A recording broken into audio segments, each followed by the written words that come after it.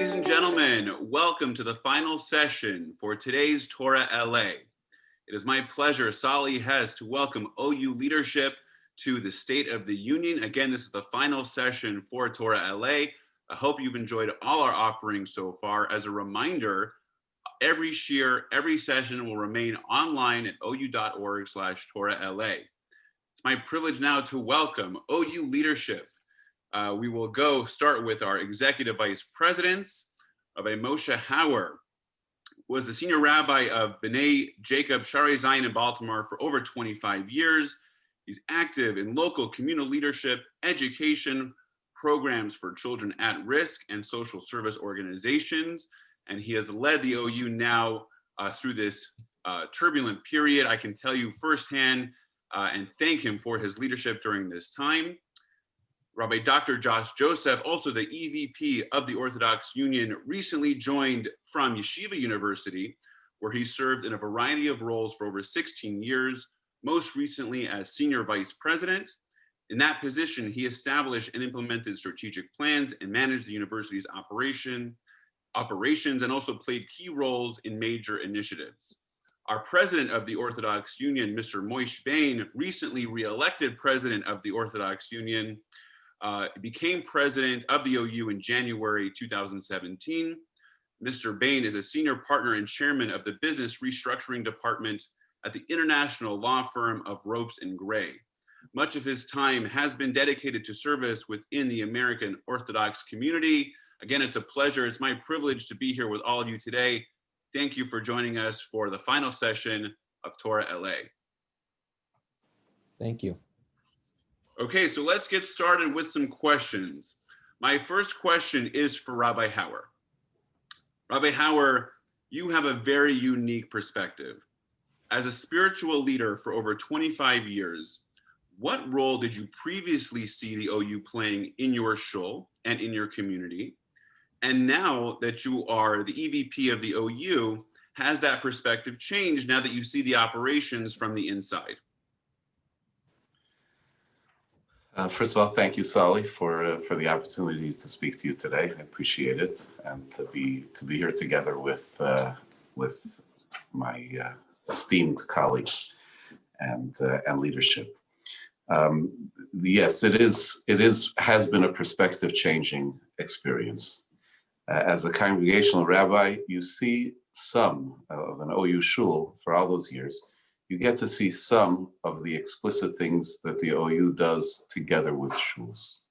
The materials they provide, the collegial opportunities and coming together of rabbis and shul leadership, which is given to support rabbis and executive leadership and lay leadership of shuls. So those are things which I saw, which I benefited from as a congregational rabbi for all of those years. What I hardly appreciated and see so much more of now is the work of the OU that creates the framework and the infrastructure that is the behind the scenes, the background, the foundational work, which is being done in an ongoing way. Examples abound. We could choose one. I think that many of the shuls in the United States have benefited over these years from security grants. Shuls, as a shul, as a presence in a shul, as a rabbi in a shul, when we started 25, 26 years ago, shul security was, we had a button lock on the front door. That's what it was. And shul security meant make sure that the people closed the windows and slid the latch, at night. We didn't spend time on it. We didn't spend energy on it.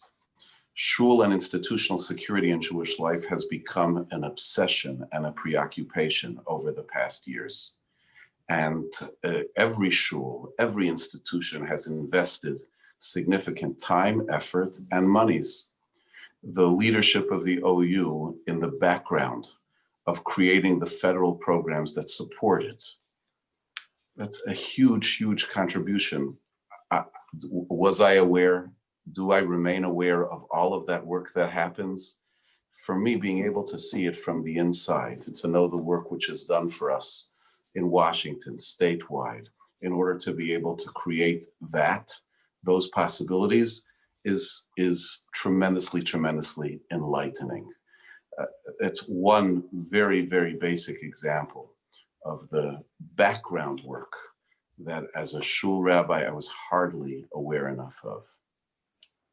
Thank you. As someone who served time in the synagogue services department, I appreciate it. So thank you very much. And thank you for that answer. Moving over to Josh. Josh, you went from one U to another.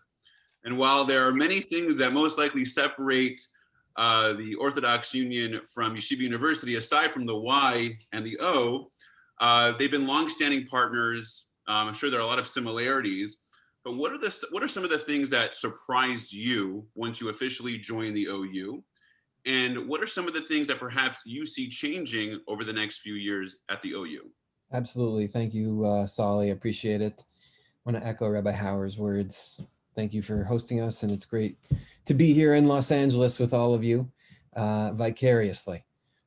You know, when I was 15 years old and I went on an NCSY program, and a summer trip to the West Coast. It was magical. Yes, it was my first time, I think, going to Disney, so there was that. But it was magical in other ways in terms of the experiences of getting to know yourself, getting to work with peers, and getting to experience a Torah-inspired, mitzvos-oriented program that I had not had, even though going to Jewish day schools and going to camps. And so I knew that that was a piece of what the OU was, but I did not understand the vastness and the diversity of offerings that existed. And just a couple months in, I'm still not sure, especially in COVID times, that I have a full grasp on all of the incredible offerings and all the incredible opportunities, whether for professionals, for advisors, lay leaders, and so on and so forth. And the engine, I think, of what makes that that go. Take a page out of Rabbi Hauer's vocabulary. Sort of the things that go on behind the scenes. The people, the Solly Hesses, the magic of the people and what they are doing. And that's going to be part of our mission here, is to continue to develop the pipeline for leadership for the Jewish future, for everybody, all of our constituents that we touch, and to grow that into the future. It's exciting. And, you know, one of the things we're working on changing is making sure that we're all rowing in the same direction when it comes to professional development, people engagement, and training. And started a couple of pilot projects already that are exciting, that are working out well. But that's certainly going to be a focus here on the operational side going forward, both for internal and external, to keep growing the people that we engage with. Excellent. Personally, very exciting about that. Thank you very much. Moishe, as president, what are some of the things that you're most proud of until now? And as president, newly elected for another term, what's left undone for the OU?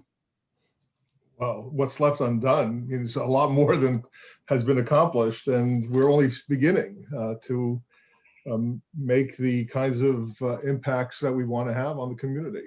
I think that over the last couple of years since I took the role that I've taken, there are a number of minor pivots that the OU has taken that I think has been very successful and long awaited. In general, the OU has played two significant roles for the Orthodox community. Number one was representing the Orthodox community in different forums, whether they be in governmental forums or media forums or otherwise. And that was an important role that we played. A second role that we played was there are many functions that the community has a responsibility to provide. And the Orthodox Union, as a national organization with tremendous breadth and credibility, was able to provide it on behalf of the community. Projects like NCSY and outreach and Yachad, which is a constituency that needed to be serviced, and many other similar type services that the Orthodox Union has been provided as a messenger, as a shaliach for the Orthodox community. But to the degree that it had a connection directly with the individual members of the Orthodox community was not as intense. It was more representing, it was more doing things on behalf of. And over the last several years, we sort of reoriented a third dimension and strengthened the third dimension, which is connecting with the actual members of the community. Now, in no way do we want to usurp the role of the local community, which is by far more significant to the religious growth and spiritual advancement of every individual, but there are tools that we could bring to the table as a national organization and connect to the community directly.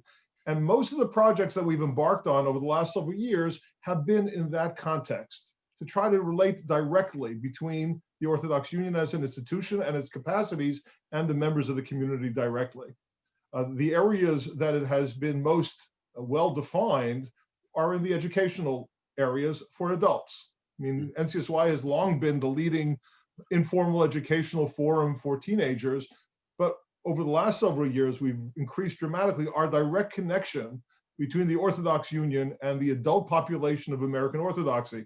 I was just mentioning the other day that if you can't consider all of the digital programs that we have embarked on, including the Al Daf, which many, many people participate in, learning Daf Yomi every day, whether it be the Tanakh series that our Women's Initiative has initiated, and the myriad other online learning programs. We made a calculation through our monitoring that over the last 12 months, there have been 4.5 million hours of Torah learning through the OU. And that's a direct relationship that we have developed. Now, I'm hoping that that slows down over time and people return to the in-person learning to the extent that we are not merely supplementing it, but that is an example. And the degree of that connection, whether it be through Torah learning, whether it be through chesed, through other types of dimensions of religious growth, is an aspiration that we continue to be focused on. Amazing. Thank you very much. Back to Josh. Josh, the OU employees and its many stakeholders, unfortunately, many were not immune to COVID-19. Many lost loved ones, some fell ill, and many were hit extremely hard financially. Many are still faced with a very uncertain path to recovery. What has the OU implemented to support its staff and stakeholders during this still very uncertain time? Yeah, so it's a great question, and it's a better question than I have an answer for. In speaking with colleagues across industry, not-for-profit, for-profit, corporate, certainly in education, it continues to be a challenge for us to learn to accept the things that have changed and also not accept them. One of the things we've noticed is, at least in an anecdotal sense, but even there's statistics that are starting to show, whereas at the beginning of the work from home revolution that we've experienced, there was a lot of leaning in to saying, well, maybe we can do things differently. Maybe we can talk about different kinds of scheduling, and we could talk about how many days you're going to be in the office, or having different regional kinds of approaches to work. But one of the things we've found, and that has actually picked up, is a real desire to come back together, to be a national team. And that cultural asset, we cannot diminish, we cannot minimize. One of the things Rabbi Hauer and I, with Moishe's leadership, are pressing a reset. We have to, in looking at the culture of the OU, looking at the culture of our community. How do we do that? How do you do it while you're working remotely? And how do you plan for it as we move forward, and thinking about space, and thinking about time, and thinking about engagements? Tony Shea, the founder of Zappos, who has unfortunately passed away just a couple weeks ago, in his book, wrote about wanting to create 1,000 collisions a day. And the notion of being able to create collisions, it's an important thing. It's a challenge when you're working remotely and everything is sort of neatly delineated by your Zoom meeting that begins here and ends here. But this morning, one Zoom meeting was ending in my Zoom home, and I started to let in the next group of people who had been waiting in the waiting room to come in. And all of a sudden, collisions. People hadn't seen each other across departments, across levels, across socioeconomic and demographic and diversity of all kinds of things. And a few of them emailed me afterwards saying, you should do that more. Yeah. Let people in when the other meeting is coming out. It was great to see A. It was great to see B. I didn't really like seeing C. No, it was great. And so how do we create these collisions even remotely? How do we work on those things? These are the challenges that our human resources team is working on. We have a professional development team that is working on how we infuse this kind of culture and this kind of shared collaborative approach. Again, I say your question is better than the answer in terms of what we've accomplished, but it's something we are working on to improve every single day. Excellent. Thank you very much. Rabbi Hauer, this question is for you. It wasn't too long ago that shul closures was the main headline all day, every day. Baruch Hashem, many shuls around the country have reopened, albeit with many restrictions.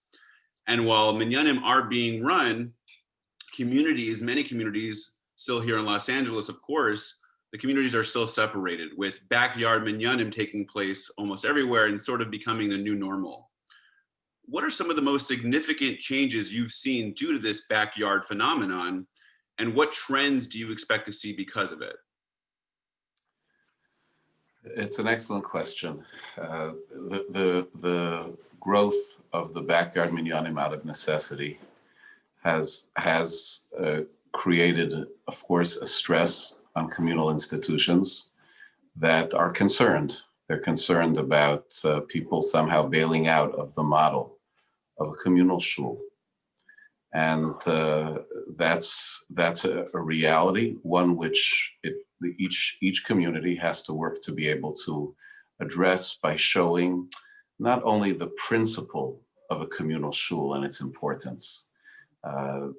We have it as a very strongly established principle in halacha, the Barov Am, the value of a communal gathering place, of a house which is dedicated to HaKadosh Baruch Hu, a house which is dedicated to the service of Hashem, like the Mikdash was there in the center of Klal Yisrael. These are communal values that the backyard Minion, which is a group of people coming together to daven, don't quite fulfill. But just beating the drum of those communal values won't address the issue itself. And it's going to behoove each and every shul to be able to demonstrate its relevance to those members, to bring them back together under the roof. There's going to be, we hope, a very positive trend which comes from this. And that is the meaning which people have found, the positive meaning which people have found in backyard minyanim. Part of it is, of course, the adrenaline rush of the sort of, like, it's a heroic thing. Here we are, Jews b'mesiras nefesh, with a real sense of sacrifice. We're coming together in a very unnatural way, and we're going to keep doing it. We're going to keep getting together and davening, but we're doing it according to the rules and making sure that it's done right. But the sense of connection that people had, the sense of chabura, the sense of being part of a group. In a backyard minyan, everybody knows your name. In a backyard minyan, I don't need an aliyah. I got one on Shabbos. Yeah, sure. But so did between Shabbos and Monday, everyone got one already, this week. And reading from the Torah and leading the davening and sharing divrei Torah. All of the participation and the sense of connection, which is too often lost in our larger frameworks. And this, in the positive sense, can set a bar for shuls to bring them together as one big collection of backyard minyanim. Now, I want to qualify what that means very, very clearly. That doesn't mean that we're going to take the shul and find every space so that every group of people that are in the same age group should be able to have their own minyan. But the way groups form in communities is not necessarily by subdividing the Barov Am of a beautiful minion of voices raised together, but by creating a sense of connection for every person within the shul, not expecting it to be in the big, general coming together of community, but every group, I'm part of that Daf Yomi. I'm part of that Chesed group. I'm part of that group that's involved in communal action or political action. I'm part of the Bikur Cholim of the shul or something like that. We need to have our own subgroups, small groups, which are not for the purpose of exclusion, but for the purpose of inclusion, making sure everybody has a role with friendship, with a sense of micro community within the larger community. That, in a certain sense, is the order of the day. We went, in a certain sense, from 100,000 people gathered together in a stadium, the sense of the power of being lost in a crowd, to individuals in their homes. No crowd, isolation, each person doing it for themselves. And now we have to find that sweet spot in the middle, where we're a community, where individuals find their place, their connections, and a sense of how much they matter. Thank you very much. Thank you. I know it's going to be a big challenge, but thank you very much. Okay, this question is for all three. When we at OU West Coast we began planning Torah LA, we had a strong feeling that running the typical in-person Torah convention wouldn't be possible. Sadly, as we can all see, we were right. And why we were so apprehensive about doing a virtual symposium was really one reason: Zoom fatigue. People are zoomed out. At the beginning of the pandemic, it was very exciting. You can be on really, all day long with one shiur after another. And then again, I think people have been experiencing Zoom fatigue. The OU prior to COVID-19 had invested greatly, as Moishe pointed out, in many digital Torah offerings. Do you all feel that now the digital resources are exactly what our communities and individuals need at the right time? Or perhaps it's time to take a digital break and hopefully soon safely return to the in-person, the Beis Medrash, regularly scheduled programming? So maybe we'll go in turns. Maybe we'll start with Moishe. I think you're muted.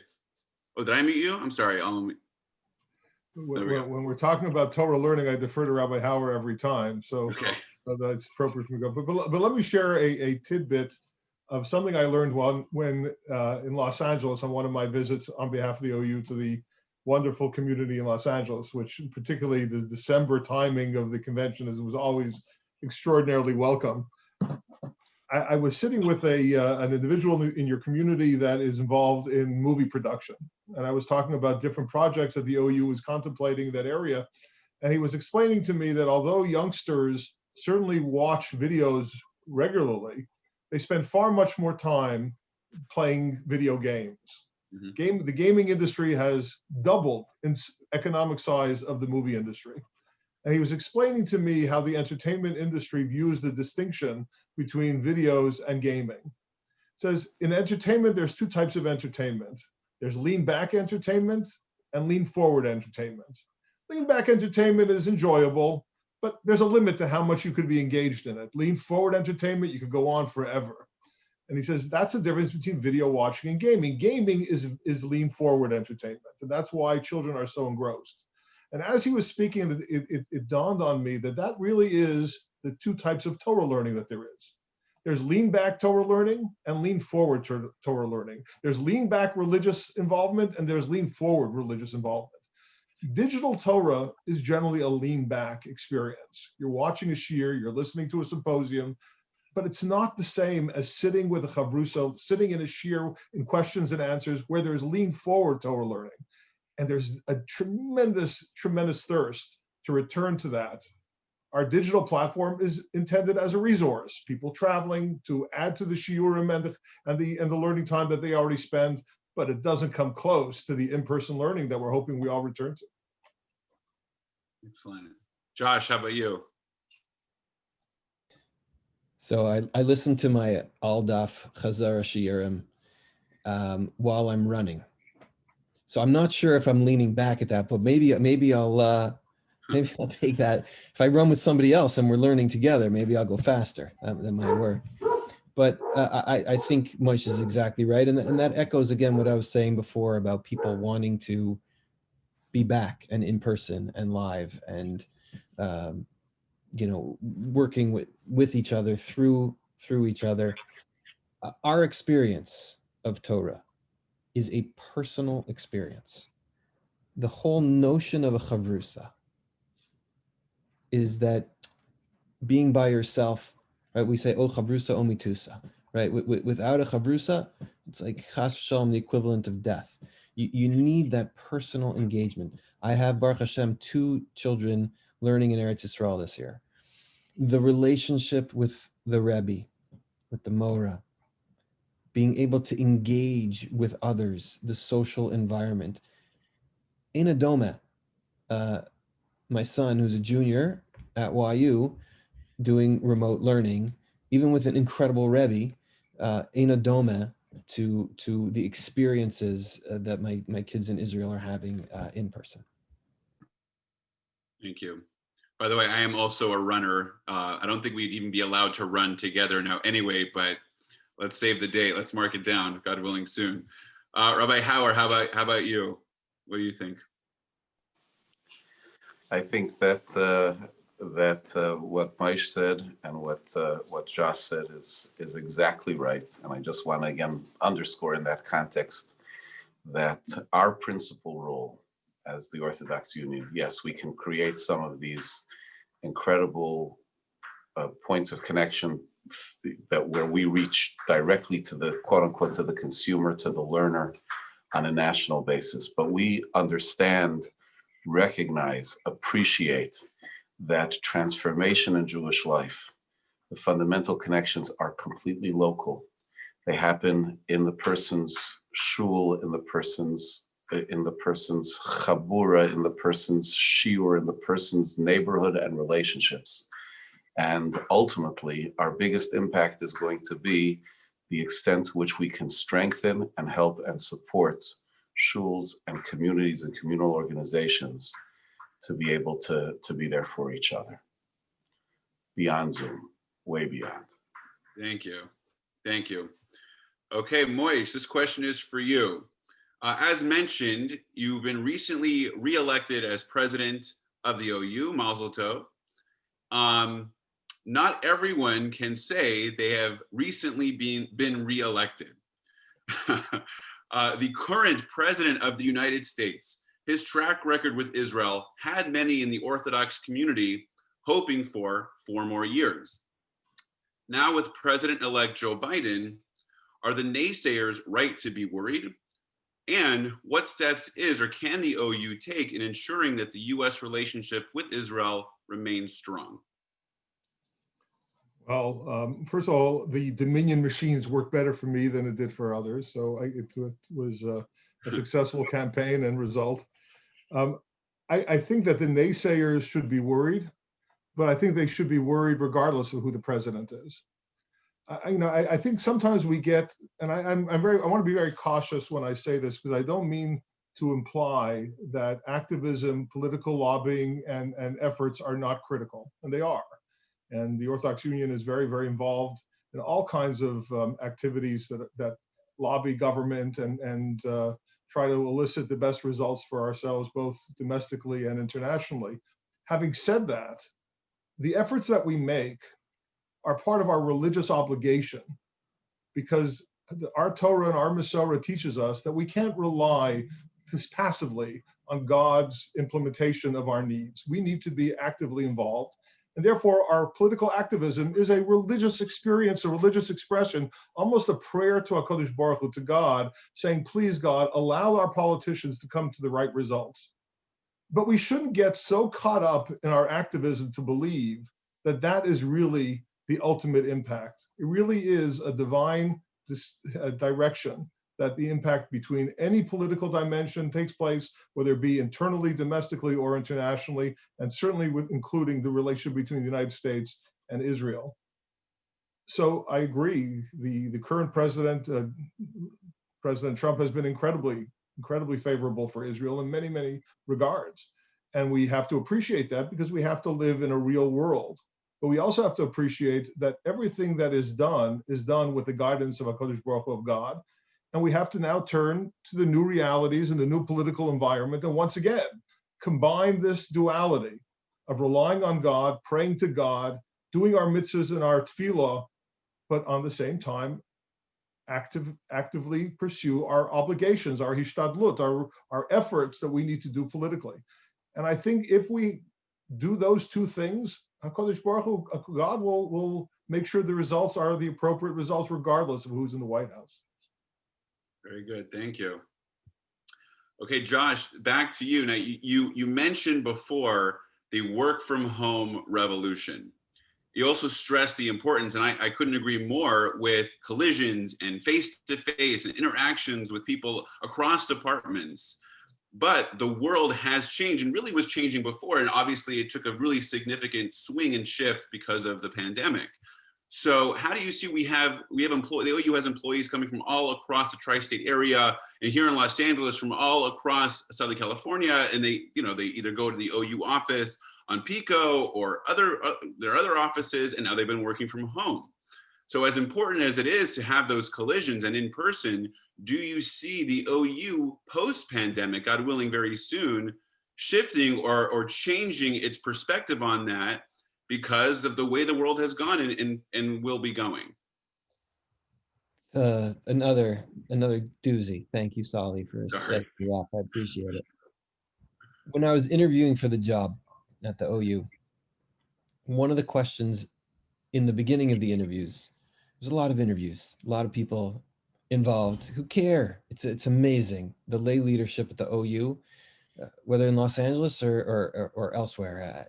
The number of lay leaders involved nationally from California, from Los Angeles, it's remarkable. It's remarkable. I've been involved in the Jewish world for a long time, as you know, and it's just remarkable the extent to which the lay leaders, the passion that they care about it. And so there were a lot who wanted to see if I was, worthy of joining Rabbi Hauer here and working with Moishe. And one of the questions they were asking me at the beginning is, what are you going to do about this, the fact that so many of the leaders of the different programs and different orgs live remotely, live in different places from New York? Well, about halfway through the interviews, with everything happening in COVID, they stopped asking me that question. And so I think one of the great advantages that the OU actually has is its diverse geographic base, both on the lay leadership side as well as on the professional side. And we have the opportunity now, because of the opposite of Zoom fatigue, we've actually gotten okay at it. Mm-hmm. Right? Before, if you say, well, this one's in LA and this one's in Chicago and this one's in Israel, it's going to be weird if we're on video conferencing. It's not going to be weird anymore. Right. We have grown extra skills at being to work with each other through these media. And so I think that there's an opportunity now to look for the best talent, ba'asher heim sham, and to work with them through these diverse media and sort of figure out, as we were talking before, about how you create those collisions even remotely. That all said, I go back to what I said beforehand. There's no difference. Moishe says he was in LA in December. I was there in November with the YU basketball team. They should go on and win some more. There's no difference. There's no comparison. There's a huge difference to being able to see it, to experience that, to be there in person. And that will continue to be our aim going forward, is to create those interpersonal, live, to the extent possible, interactions that so are, as I talked about at the beginning, are so magical and so impactful for the entire organization. Thank you. Rabbi Hauer, At some point soon, God willing, the vaccine will be widely available to all. And communities, institutions, and shuls will need to figure out how to fully reopen, God willing, without any restrictions. What should the OU's role be in those reopening, in those stages? And how does the OU help ensure that there's no jumping of the gun? And when the shuls fully reopen, they do so safely and at the appropriate time? It's a good question and an important question. What has been the OU's role until this point? The OU does not control or manage any of the shuls. Baruch Hashem, we are blessed with a huge network of hundreds of shuls that choose to affiliate and associate with the OU. And each one has its own capable local leadership, rabbinic leadership, and they make their decisions. And Baruch Hashem, those decisions have been good decisions. The role the OU has played and will Be'ezus Hashem continue to play is in trying to be able to bring together what should be the clear rules in terms of passing on the opinion of Gedolei HaPoskim about what shul policy should be. We do have, Baruch Hashem, the blessing of being able to convene such poskim together with a very high quality and significant level of medical advisors so that they can hear the current wisdom, they can get the data, they can get the information, and they share their psak, which we have the privilege to be able to disseminate to our shuls. And our shuls look to those psakim. They look to that clear halachic guidance. Throughout this pandemic, we have issued several such instructions. You know, the poskim whose names are signed to them have been Morein Harav Schechter, Harav Willig, Harav David Cohen, and Harav Asher Weiss. People who are great poskim that literally, as we know, thousands and thousands turn to them individually, and that the community, especially during this time of Corona, where all of us broadly in the community have looked constantly and significantly in a level beyond what was previous to their words and to the words of the poskim, that they follow it. And if I could just quote, we had a discussion recently where we brought together the poskim along with a number of other significant poskim besides the four mentioned to be able to hear directly from significant people in the field of the vaccine and the vaccine approval in order to be able to give guidance to the community about the vaccine. And the experts spoke, and then the poskim spoke, and they spoke amongst themselves. And one of the poskim, not one of the ones whose name I mentioned, but a very widely respected posik said, when asked his opinion, he said, I like to follow the Shulchan Aruch. And in the Shulchan Aruch it says, you're supposed to listen to the consensus of expert doctors. So I heard what the expert doctors have to say, and that's my psak. My psak is to follow the Shulchan Aruch that says to follow the doctors. So what's going to be our role going forward? Yeah, it's going to be to continue to try to disseminate. When it's appropriate, we speak as infrequently as we can. And we're not interested in clouding the airwaves. We want to give guidance that is needed when it is needed. And to share the guidance, we're encouraging people to get vaccinated. Encouraging people from the halachic perspective of our poskim and medical to get vaccinated. We're also at the same time saying that those same medical advisors say, but it's not a time to change public health standards. We still have to do the masking. We still have to do the social distancing because the vaccine is not out there. It's not out there at the percentages that allow any change. And we will wait for the public health experts locally to be able to say, okay, you've reached the threshold, now you can change. And we will pass that along as necessary, if necessary, when necessary, to our communities. One thing I know is that the communities of the Orthodox Union have been following this guidance, have been extremely responsible in a way that is a beautiful Kiddush Hashem, such that they have not been sources or vectors of disease. And we hope that they will continue. Everyone will have the koach, the strength, and the patience to see it through to the end, which we hope will be very, very soon. Thank you. Thank you very much, Rabbi Hauer. Okay, a final question to all. If you could point, either pre-COVID, during COVID, at any time, if you could point to an example, a program of the Orthodox Union, a department, any initiative that to you tells the story of the OU best, what is that example, and why do you think that that says OU more than anything else? Moishe, let's start with you. Not to choose favorites, by the way. Maybe one of the programs, I should say. Well, I don't want you to get angry emails from my colleagues. You know what you say about your children, that the child who's with you is your favorite. So depends which group I'm working on that particular day or hour. That is my favorite part of the Orthodox Union. But I'd like to bring an example of a trend that is increasing within the Orthodox Union, which is the cooperation between various departments to address particular communal needs. This past summer, we had enrolled in our summer programs through NCSY and Yachad, almost 2,000 children who had their summer plans either in Israel or domestically disrupted. And there were many, many other children who were intended to go to other organizations or facilities for the summer.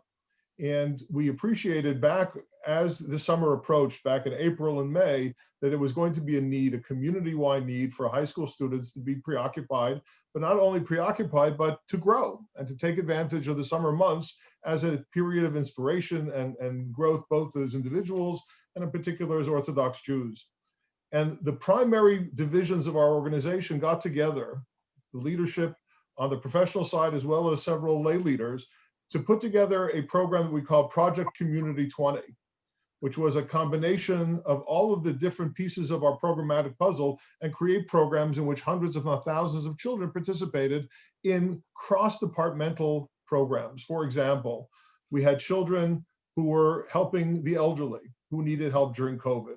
We had children dealing with facilities that needed to be improved or taken care of. We had kids, high school kids, working with Yachad, the mentally disabled kids during the summer, giving their families respites that were direly needed, all within the context, as Rabbi Hauer said, of the medical and halachic guidance that we had been distributed and that we implemented on a local, place-by-place basis.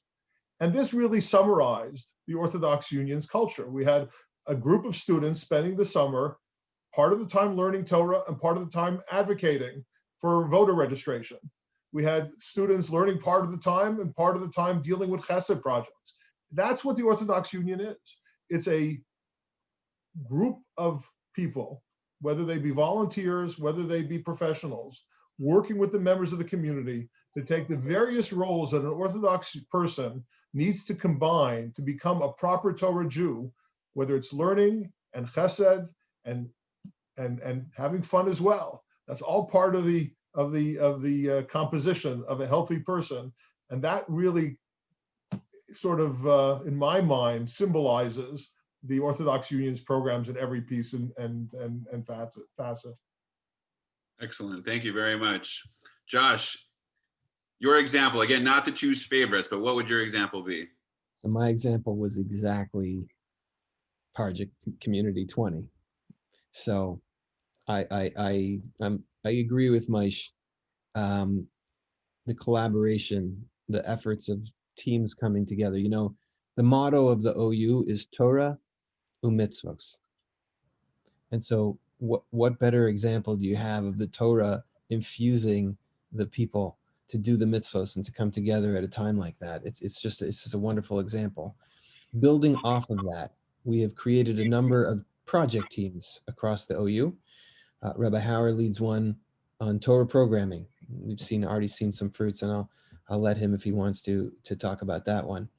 On the inside as well, we're working on a Torah culture team, and in culture in general, it leads to professional development and how we're resetting the culture. And we launched a beta program that hopefully will have greater chance to lead to others at the OU, that was spearheaded by a group from the programmatic divisions, NCSY, JLIC, Yachad, as well as the operational teams, to work on each other and to work together and to develop curricula where we teach each other and we facilitate conversations with each other so that we can grow, so that we can get closer to Kadosh Baruch Hu and get inspired, but also that we grow our skills. And I think that that for me is an incredible manifestation of this tremendous magic of the people and their passions and their abilities and the desire to keep getting better. It's the opportunity we have at the OU, and I think that's an incredible opportunity for the entire Orthodox and Jewish community together. Amazing, thank you. Rabbi Hauer, your example. I think that the notion of cheshbon hanefesh, which I think has been alluded to both by Moishe and by Josh, the notion that as an organization we do not want to be stuck in sort of legacy activities or projects. We're doing this because we always did this. Corona this year has been a year where people look at things differently, and that has become trite, that statement. But what we have seen and witnessed constantly is a desire to look and to see, what do the Jewish people need now? What place can the Orthodox Union serve the Jewish community in now? There are lots of spaces. There are spaces that are crowded, and there are spaces that are huge voids and huge empty spaces. We as an organization, and we've seen it for, throughout the departments, and that's, I think, one of the brightest spots, have had hopefully the honesty and the agility to look at what has been done, what needs to be done, and to try to put ourselves in a position to serve Klal Yisrael where we are needed and where we can make a difference. And we're always going to strive to do that. COVID, Bezos Hashem, should be very far in the rearview mirror. And that behavior and that posture, always looking and always thinking and always trying to do what is needed, what we're called upon to do, we hope will be a continuous culture of the Orthodox Union, which we will benefit from. And we hope that the communities associated with us and Klal Yisrael will benefit as well. Thank you very much. Thank you again to all three of you for joining me here for the conversation for the State of the Union. And thank you to everyone who logged in today for Torah LA. A reminder, every shiur, every session will remain online at ou.org/Torah LA. Again, thank you to our OU leadership for all that you do during this pandemic. Beyond, God willing, we'll see an end to it very soon. Thank you again, and I look forward to seeing you all very soon. Thank you, Solly. Thank you very much. Thank you, Solly. Thank you, everybody.